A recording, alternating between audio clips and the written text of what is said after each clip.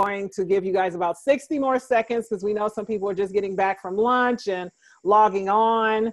So we will just give this about 60 more seconds and then we'll begin. So before we start, now we're down to about 30 seconds. Gentlemen, did you want to say anything before we get this going?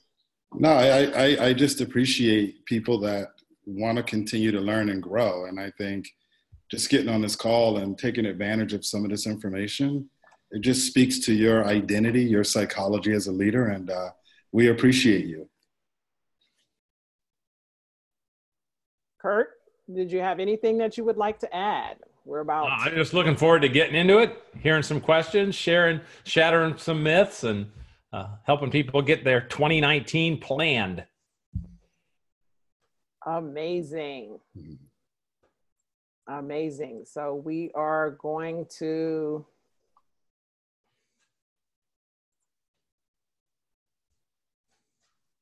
looking for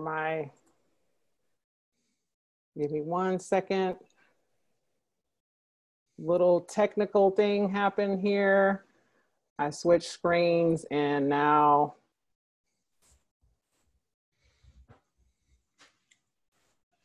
bring your window to the front. Okay. Oh my goodness.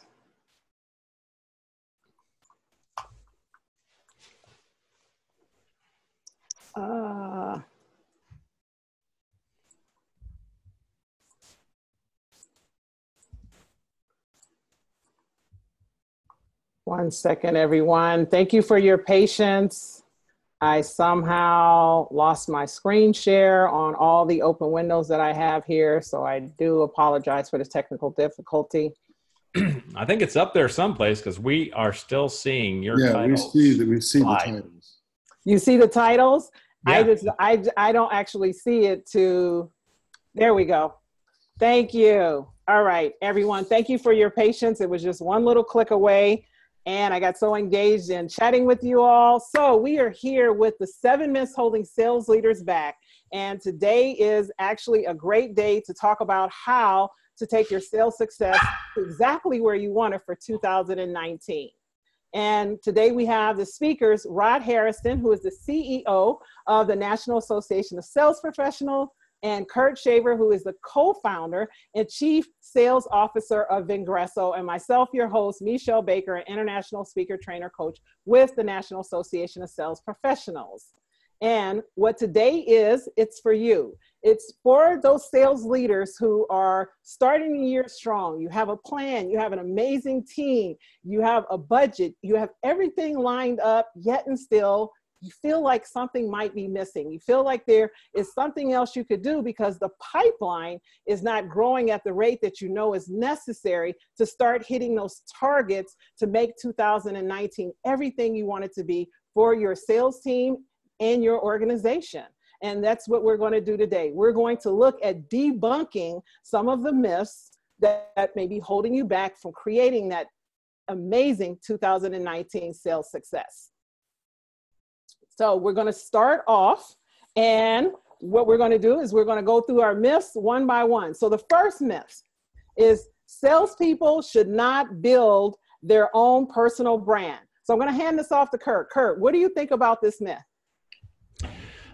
So I think it's wrong. And the reason I think it's wrong is because in today's age, right, it's 2019, right? In today's digital age, it's really critical for the individual seller, regardless of how big their company is.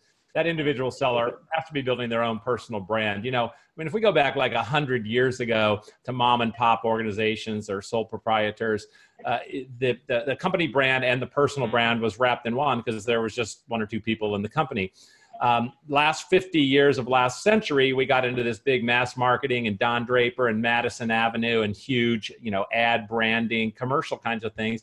And that really pushed the pendulum like way in the other direction. But again, with the internet and social networks giving the power back to the individuals, the impact of big, large brands has been decreasing for the last 20 years. And what has been increasing is individual influence. So your clients are looking for it. Your competitors are doing it. So you absolutely need your individual salespeople to be building their personal brand, and the online method is a tremendous way to scale it. Rod, thank you for that share, Kurt. Rod, did you have anything you wanted to add to that? Yes, people buy for emotional reasons and they justify with logic. And if you think about brand, what is it? Well, it's like, trust, and respect. So you think about the brands that we love out there. We like it, we trust it, and we respect it. And so when you want, and again, companies are starting to forget this, that we have to find ways proactively to get the brand out, right?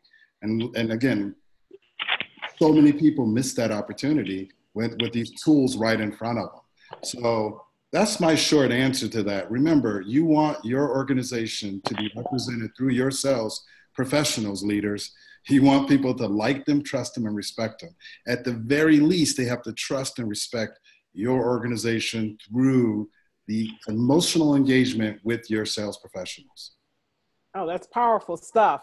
Kurt, did you want to add to that? Or well, I'm just going to emphasize, I mean, the key word Rod said there is trust, and that's really what's so important, and why people want to build that brand. So the brand idea is it's partial visibility, but it's also credibility. You kind of want to be doing both of those things to build trust. Yes.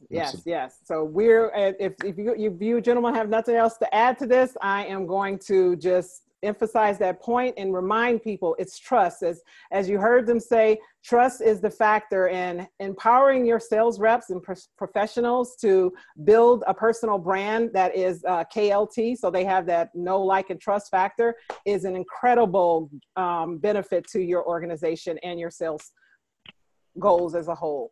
So our next myth is LinkedIn is just a resume. I mean, like, tell me, Kurt, why do you think that LinkedIn is something that would be such a, apologies.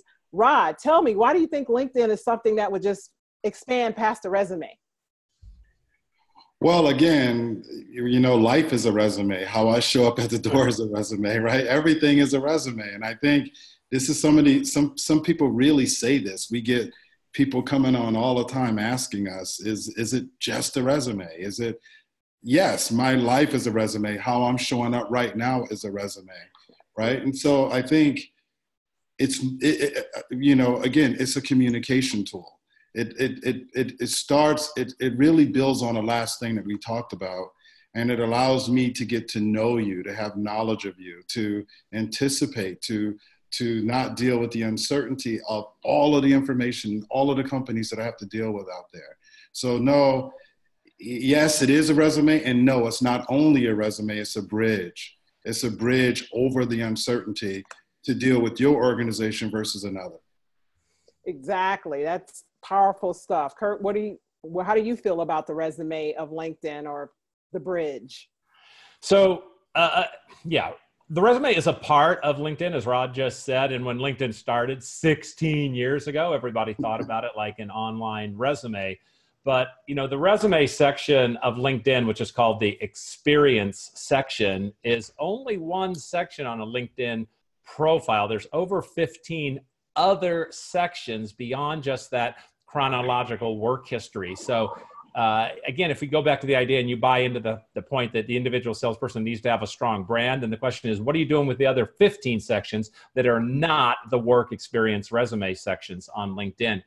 And here's a pretty fresh stat that came out from LinkedIn at the end of the year in their 2018 State of Sales report. So they did a survey of business B2B decision makers and they found that 62% of decision makers said that they reviewed a sales rep's LinkedIn profile before deciding whether to engage with them, right? So that's your first impression oftentimes.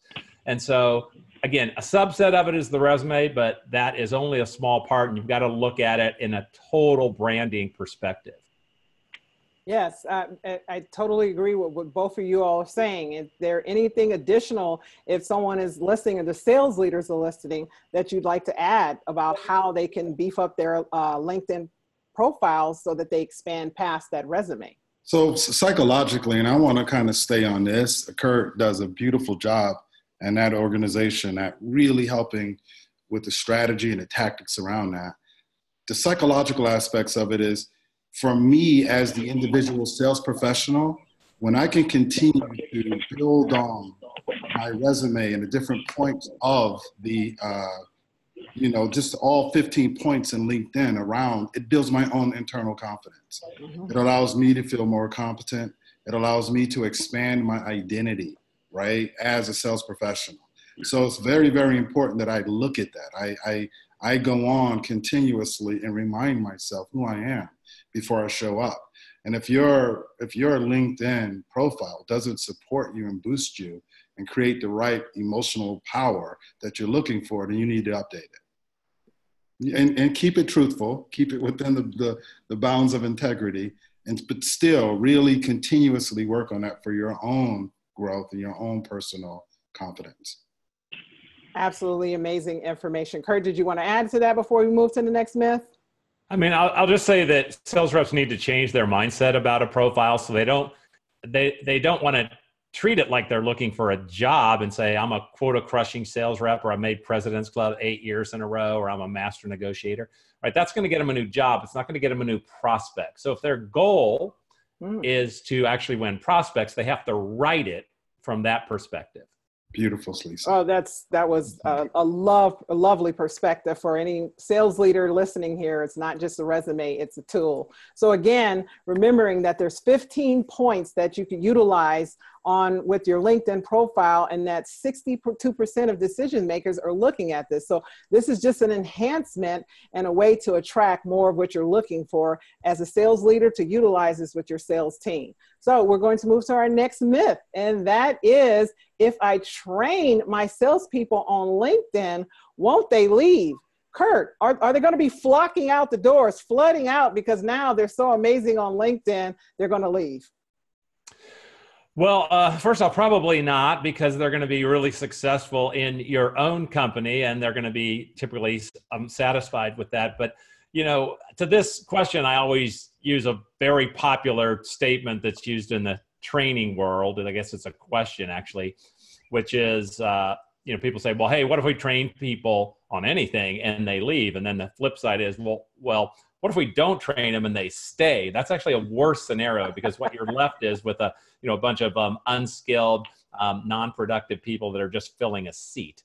So, I mean, the reality of the world, again, LinkedIn has been around 16 years. The reality of the world is that people, they are, especially the younger people that you're hiring, right? Like, they are looking for personal development. They're typically looking for a faster track. And hey, they're going to work at 7 or 8 or 10 companies over the career. It's not like when, my dad was working and he worked for 2 companies over 40 years. So the real goal is, train those people so they're going to succeed, so they're going to be successful for themselves and your company while they're there. And that'll really keep the highest production for your individual company. Completely agree. And you took everything I was going to say, Kurt. We talked you gotta come up with something. You took it anyway.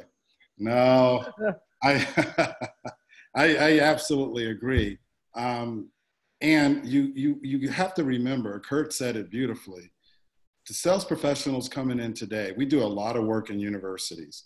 And the biggest reciprocation that you can get from your people is proactively giving them the opportunity to grow. And so you have to think this way. You have to think some of the old ways of thinking that, again, maybe in the past you had a situation where you trained someone and they started taking the training that you provided and looked for a different job. Well, that's a whole different program, and we'll come back and do some program. Kurt and I will do a program on that called culture and leadership.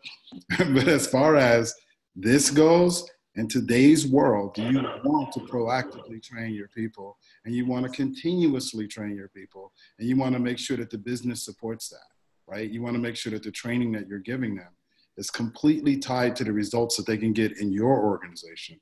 And that's how you do it. Almost like what Kurt was saying, make sure that your profile supports you either getting a job or more business. You have to make sure that the training is framed in a way that supports people maximizing the success in your organization, how they're paid, how they're rewarded, how they go out and sell the products that you're offering, and the value that you're offering. Absolutely amazing answers. Before we move on, did you guys want to add anything to that? Because all I hear is that as you grow your team, your sales grow. Yeah, I'll add one thing. I mean, realize, guys, we're in like the tightest job market we've been in for the last 15 years. So attracting talent is harder than it's ever been. It's not always going to be that way, but it is in 2019. So, what are the ways that you attract new talent to your company? One of the ways is that you demonstrate to them that you're going to train employees, that you are investing in their personal development, right? And that you actually are investing and care in their success. And so that's just another feather in your cap as they're trying to judge between their 7 job offers. Exactly. Absolutely amazing. Rod, anything to add, or are we moving on? I think Kurt said it best. Make it part of your culture and you won't have this question. You won't have this myth. Yes, absolutely. I would like to close with the question, if you don't train your sales reps and they stay. So that's the question you want to ask yourself when you walk away with this. You want a team that is invested in developing themselves, because the more invested you are in developing them, the more they're going to develop their contacts with their sales and bring in more revenue. And it's a win-win. So moving on to our next myth. It is, my salespeople are too old to embrace digital selling. I mean, they don't even have iPhones. They're still carrying flip phones. What am I going to do with that? Rod, what am I going to do with that? They're too old. I didn't know flip phones were part of the myth, but I just added that in. If they have a flip phone, I'm teasing. And I think it's all about the frame. Flip phone's nothing. Look what I got here. Look what I got right here. Oh no, that brings back. Is that a prop, or is that? That's so scary, in a good way. I think that you want to reframe that, and we go out and talk to a lot of organizations all over the world, and a lot of this comes down to the belief of the leader. Right? Because what you focus on, you find. What you focus on grows. What you focus on seems real, and ultimately what you focus on, you become. So the companies that are getting their more mature sales professionals and more mature people in their organization to embrace technology is they're framing in that technology is what you already know. And they're appealing to their experience, they're appealing to their intelligence and their references. And these people are going, okay, now I can do what I used to do faster, more so than something new that I don't know. Everything that we are talking about today, sales professionals have been doing since there's been a sales professional. It's just now we're just enhancing it. It's like, if I can have an electric toothbrush, that doesn't mean I'm too old to use it. No, it's going to help me clean my teeth. And you need to clean your teeth more if you're older anyway. And it's the same thing. So for you mature sales professionals out there, and for leaders that have these mature sales professionals, just frame it in a way that you anticipate that they're going to be super happy and they're going to be super open to learning something that they're already doing and they might have been doing very effectively. It's a great way to look at it. Kurt, did you want to add to that, how we can get our people into the digital present? Yeah, well, I'm going to start off by saying that it's really the attitude, not the age of the person. That, again, it goes back to, are they a lifetime learner? Are they continuing to grow? And always, whenever I hear this objection or this myth, I always like to tell the story of my favorite myth-shattering poster boy for this example. So we were doing LinkedIn training at a large business insurance company, and the one of the senior members of that, like really senior members, he'd worked at the company for almost 50 years. He was 70 years old. And he decided, I'm going to sit through this class. It was a 2-day class. And I was just shocked when he kind of walked in, and I thought, oh boy, here we go, right? I hope he knows how to turn on a computer. Well, I really misjudged the book by the cover, because by the end of the class, he was like the star of the entire class, totally into it. He bought LinkedIn Premium, he upgraded it. And about 3 or 4 months later, he was just absolutely cooking on this. And I went back to him and I said, hey, I have to ask you this question because you really do shatter the stereotype. What, how did this happen? What clicked for you, or why did you embrace this so much? And he said, well, like right at the beginning of class, you described LinkedIn as like the Rolodex for the 21st century. He's like, so he goes, I thought to myself, wait a minute, I started my career almost 50 years ago. So everybody that's like the presidents and CEOs of all the companies we want to call on now, they're all my peers. I grew up with them right through the industry. I pick up the phone and call anybody. So I know everybody. Number two is I've served as the president of the local United Way twice. I'm on the board of directors for my university, and I belong to the best country club in town. So if you're telling me this is a networking game, then I'm going to win. Right? So it's like I said, you got to love that attitude, right? Yes. I mean, it's not age, it's attitude. He absolutely understood that business is a networking, a Rolodex-driven game, and LinkedIn's just the Rolodex of the 21st century. He knew he had the best network in the industry, and he's like, I'm going to learn this tool and leverage it. So I loved it. Wow, that's awesome. That's a phenomenal story, and it's one of those references is that utilize what you have where you are, and you can make a difference. And that guy absolutely said, "Hey, I'm in it to win it," and utilize his skill set. Rod, did you want to add to that before we move on? No, I think that Kurt said it beautifully. And again, it goes back to leadership and proactively framing. And using this example, right? This is a very real example. And we can give you example after example of it's not age, it's attitude age, right? Not chronological. I mean, look at me. Come on, look at me. I think you dyed it on purpose just for this call. He wanted to make his story have more relevance. He really liked this one. He wanted this myth. Yeah. I told him just frost it just a little for that webinar. Yeah. Exactly. Okay. So you guys heard it here. It's not age, it's attitude. So I love just the way that's succinctly said and so powerfully means the truth. It's attitude. Attitude will change your altitude every time. So our next myth, if my salespeople post the wrong thing, will it damage the company's reputation?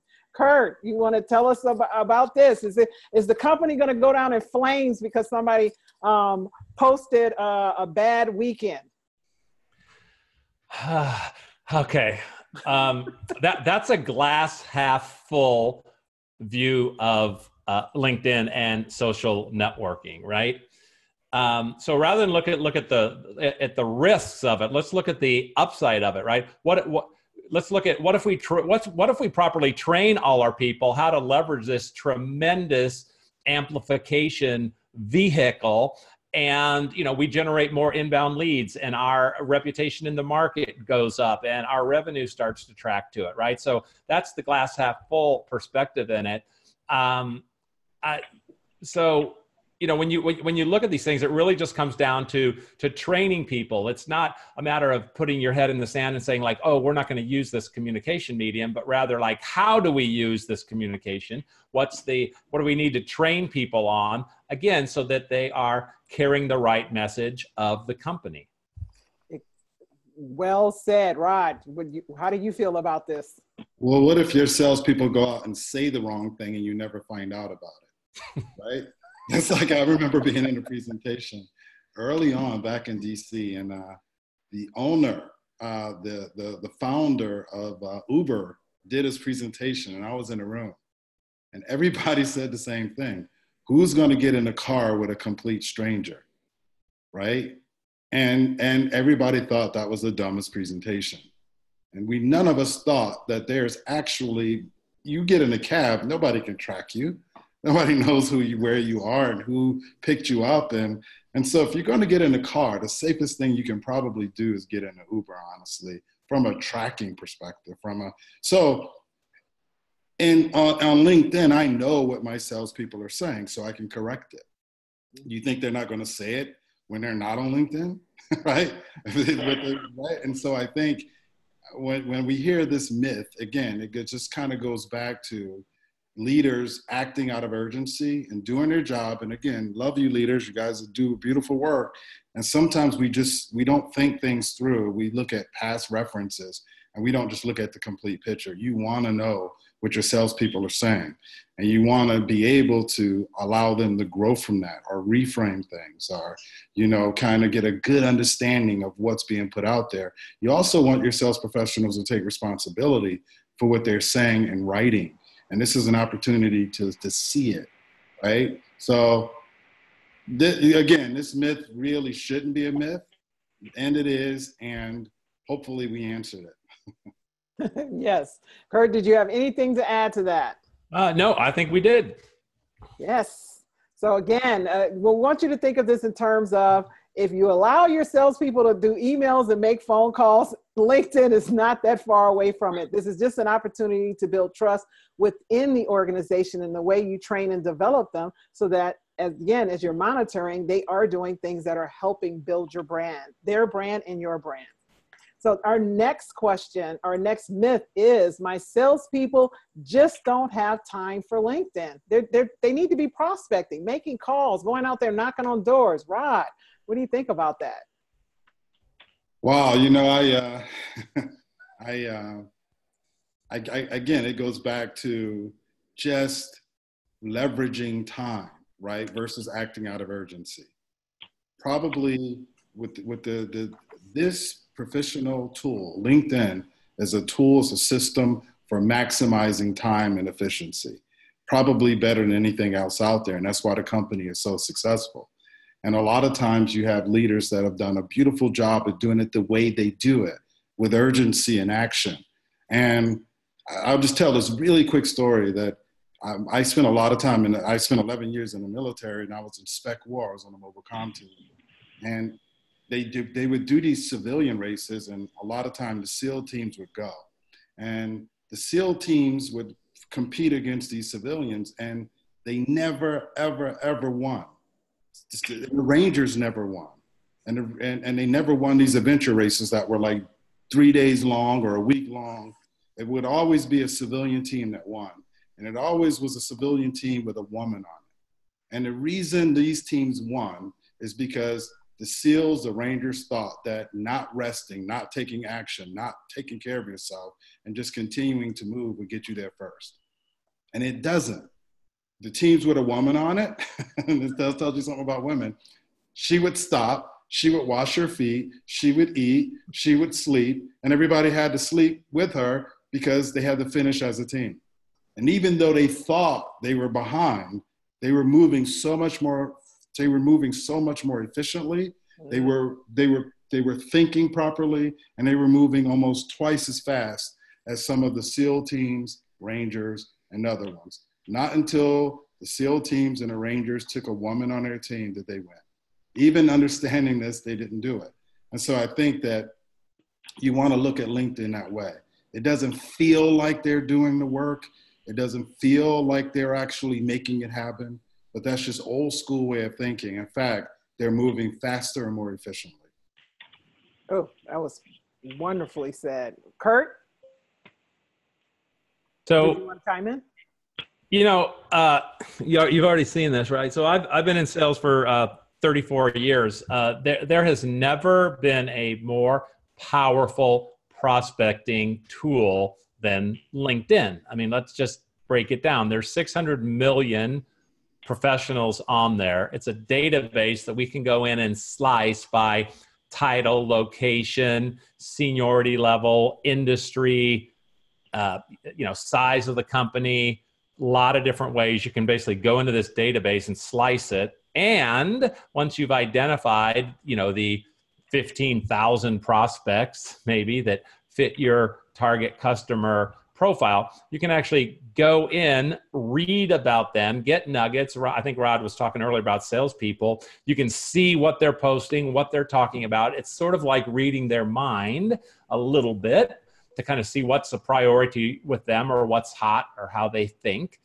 And so all of those things are going to give you those nuggets to build the rapport, to make that initial outreach. One thing is for sure, and that is if you are trying to prospect the old way, it is harder than it's been in the last 34 years. I don't know before that, but if you're using the old methods of prospecting, cold calling and things like that, right, your success rate is maybe 1 or 2% of the people that you're reaching. And, email open rates are also 1 or 2%. So even if you're incredible at the outreach, maybe you're getting 10%. So the question is, what are you doing with how are you getting to the other 90% of the people? So again, the fact that you can zero in on them on LinkedIn, find out what is interest to them, and possibly even see a common connection to get a referral, which is the absolute best way to start a new sales conversation, is by getting referred into somebody. So all of those factors, I think I mentioned like 4 different reasons LinkedIn is the best prospecting tool. So if as a sales leader, you're thinking, I want my people prospecting, then why not have them do it the most efficient way? Wow, that was incredible. Rod, did you have any? No, I think, again, I think you can't say anything after that. That's I know, right? You just need to really change your thinking, reframe. Exactly. Well, I mean, you all heard it here. It is one of the most powerful tool for prospecting. And again, if you're watching this and you're knowing that you want to blow the roof off your 2019 sales goals and create some massive sales success, that it's an incredible opportunity to step into the LinkedIn space with your sales team. So we're headed to our final myth for the day, sales leaders. So isn't posting content and branding on LinkedIn a marketing function? I mean, I signed up to be a sales rep. Why are you asking me to market? Why are you asking me to post? What's that all about? Kurt, you want to tell us about that? Yeah, I mean, again, it's funny as things change over time. Basically in the last 5 to 10 years, marketers have become more like sellers and sellers have become more like marketers. What do I mean by that? So marketers, again, many years ago, marketers were all about like creative and ideas and cool brands and ads and, that super right brain kind of a thing. But as big data, analytics and everything has just exploded everywhere, but particularly in the business world, marketer people now are all about like number crunching and A/B testing and open rates. And, like they're much more data driven, left brain data driven analytical than they used to be. In fact, I was at a conference last year and IBM did this report and they said that by 2020, that the CMO's, chief marketing officer in a company, will spend more money on technology than the CIO, chief information officer. So that just tells you how big data and analytic driven marketing has become, right? And again, so marketers become more numbers oriented. Well, sales has always been a numbers game, right? It's like, are you hitting quota? So that's how marketers become more like sellers, but sellers become more like marketers because of social networks. Social networks like LinkedIn, Twitter, Facebook, others, give the individuals, in this case sellers, it gives them the ability to build an audience and post content to attract buyers. Well, if that's not marketing, I don't know what it is, right? Build an audience and post content to draw people into you. That's marketing. So in companies, the best benefit from this comes from aligning that sales and marketing so that they get the huge amplification factor from the sales team. Again, if you look at the marketers that might be on the LinkedIn company page, and you look at how many salespeople the company might have, the reach of a sales force dwarfs what the reach of the company's marketing department can be. And that's why the numbers for amplifying content are so impressive when you enable sales. It's absolutely amazing information. Rod, did you want to share? Well, a couple of things. Again, I think Kurt said it all. And, Peter Drucker said that a company is nothing more than marketing and innovation, right? And so everything falls under those two categories. So my sales professionals have to be congruent to what we're marketing, right? And vice versa. And so many companies really miss this, right? This is an opportunity for congruency. It's an opportunity to make sure that the communication isn't blocked. And we've seen this happen so often that a company will spend all of this time, money, and energy on marketing, but never transfer it to their sales professionals. And there's a massive contradiction in what people believe they're getting and then what they're actually getting when the sales professionals show up are, you know, inconsistent with some of the style and substance that's in the marketing. So just going back to what Kurt is saying, that function nowadays is so closely tied that we have to think so different than we used to, and just kind of realize that information is everywhere, right? And so congruency, and congruency. So that's what should be there, right? Instead of it being a branding and marketing function, it's a congruency function, and it all needs to be consistent.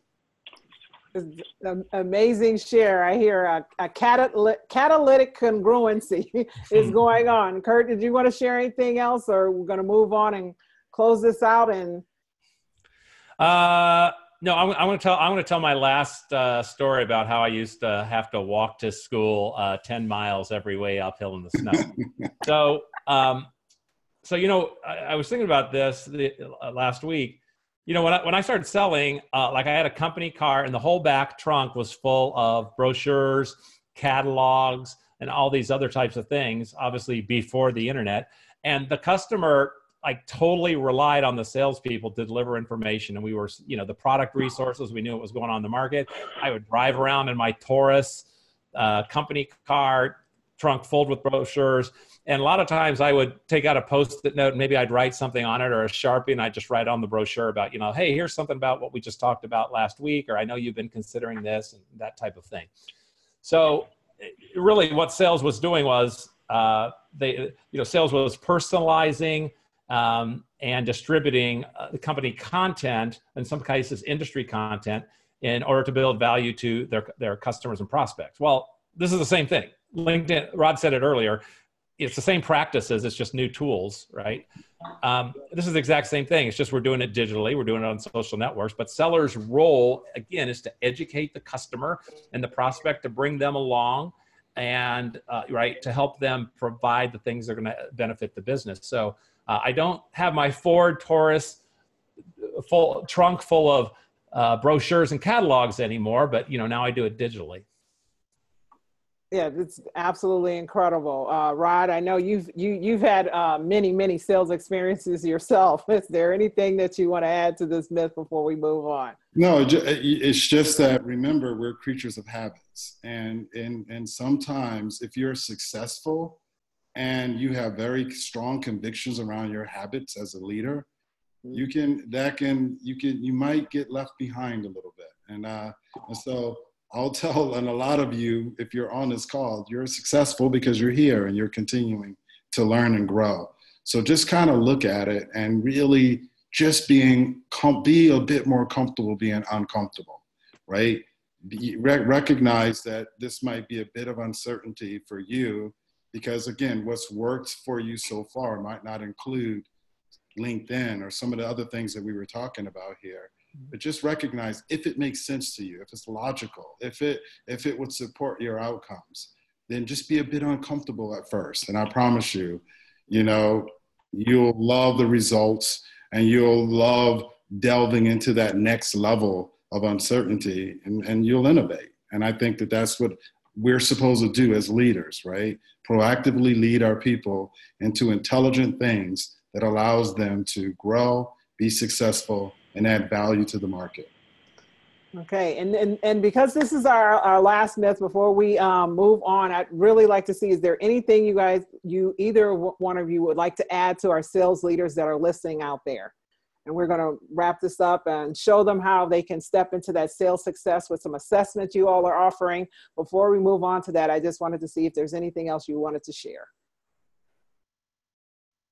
I mean, the other thing I would say is, again, congratulations for continuing the self-learning, and you know, don't be afraid or apprehensive about LinkedIn. It's you can't really break the internet, so go ahead and play around, experiment. I'll absolutely agree. I think that this is, again, we're in keeping up with change, and you want to proactively grow because change is happening, and And there's nothing we can do about it. In fact, it's multiplying in how fast it's actually happening. So again, in 6 months from now, we'll be doing another one of these with new myths because things have changed rapidly. So make it happen. Exactly. And as we close out that 7th myth, that what you consistently heard is the opportunity to take your sales team, take that sales force you have and multiply them, create a trust, right? Create a team and give them some opportunity where they can go out and they will bring back everything that's necessary so that you all who are listening can reach your sales goals. So having said that, what we're going to do is show you a couple of assessment tools that you can utilize. You can partner with either National Association of Sales Professionals or Vengreso or both of us, right? And step into something that will help you and your sales team elevate your sales success. And so what the National Association of Sales Professionals is offering is they're offering a complimentary seller style assessment tool. And it's a brief survey that actually allows you to determine what your selling style currently is, where an optimal selling style is, and then we actually give you feedback on how to implement that optimal selling style. So, Rod, did you want to expand a little bit on why the seller style assessment will help with what we've just talked about today? And again, underlying everything that we're talking about, underlying every myth, because they're super intelligent people on this call, is just uncertainty. And so what people, in order to grow and go to the next level, as a leader and as your sales team, what they have to do is be able to embrace a bit of uncertainty, which means they have to develop a more internal motivation. What this seller style assessment does for you, leader, is it supports you in understanding how to frame things or how to communicate to the different style of your salespeople, right? Because they all are motivated a little bit differently. They all hear things differently. And they all sort a bit differently when having to do something, right? Just like Kurt said, it's more attitude than age. So really identifying very quickly and simply a style that you can communicate with them, or you have a good understanding so you're not so upset with the ones that just unconsciously fit your style, and that's what we do a lot of times, that now I can really maximize my whole team by changing my communication very simply, and from their perspective, them taking a bit more responsibility because they might realize now that this is my pattern and this is an opportunity now for me to take responsibility and be accountable to the outcomes that I'm looking for. And you get all of that. And this is complimentary to you, and you're going to absolutely love the results. And most importantly, you'll be able to leverage it right away. Yes, and all of this information that both Rod and Kurt are sharing are going to be shared in links in the chat, as well as we will follow up with emails for next step sales leaders to get you on that path to creating that incredible sales success. So thank you, Rod. And Kurt, you are offering a assessment tool for digital selling skills of the sales team so that they can know where they're weak. And again, this is looking at how to empower them to move forward in sales success with optimal digital success. So you want to share more about what the tool is you're offering? Sure. Yeah. So this is an assessment, as indicated there, of the sales team's digital selling skills. We're going to identify the areas and key areas like how complete is their profile, how strong is their network, how well are they at prospecting skills, and how well are they sharing content to raise their visibility and credibility. And you can use that as a benchmark to gauge any future progress. So you also be able to identify sort of some low-hanging fruit of some opportunities you might be able to get kind of a quick hit out of. And then because we've done this for over 100 companies, we can also benchmark it against industry standards to show how your team's skills stack up, again, for areas that you may want to shore up. So it's a pretty simple process. It ends up in a report, and it's something that we offer. It's typically a $2,500 service. We do it complimentary for companies that have 25 or more sales reps. And if you have less than 25 sales reps, but you're still interested, then you can either email me or let us know in the chat, and we can give you kind of some tips on just some do-it-yourself things and metrics to look at so that you can sort of get a sense of how your team is performing in this area. Absolutely amazing. So, and again, if you look in the chat, we're going to, if the links aren't there, just hang on. I'll get right over there and get them there. But I believe we have someone who is moderating along with me who can post them in the chat for you. And we are going to close this up. I wanted to say, again, thank you for our presenters, Rod Hairston, who's the CEO of National Association of Sales Professionals, and Kurt Shaver, who is the co-founder and chief sales officer of Vengreso. Again, if you guys have any closing comments, a quick little bit of wisdom for our sales leaders who are listening out there and the ones who have stayed in this entire call, I know that they're looking forward to creating some amazing sales success. So if there's anything you want to share with them, because you guys have really shown them that when optimizing this tool, all boats rise with the tide. So I'd love to hear any closing remarks. Guys, just continue to use your resources and recognize that both of our organizations, we're here to support you and be a partner in you growing your people, growing your leadership style, and getting more of the outcomes that you're looking for. Thank you, Rod. And I'll just say, hey guys, let's connect and stay in touch. Let's continue our mutual self-learning as we go together. So go ahead and you can send a LinkedIn invitation if we're not already connected to myself, Rod, and MeShell. And make sure you customize it. That's kind of lesson one about sending a LinkedIn invitation. So customize it and say you heard us on this webinar, and we'll be happy to connect with you on LinkedIn. And we will get all that information out to you. I want to say thank you all again for attending and look forward to connecting with you all and again, creating that amazing 2019 sales success. Thank you, everyone. Bye. Bye, everyone. Thank you.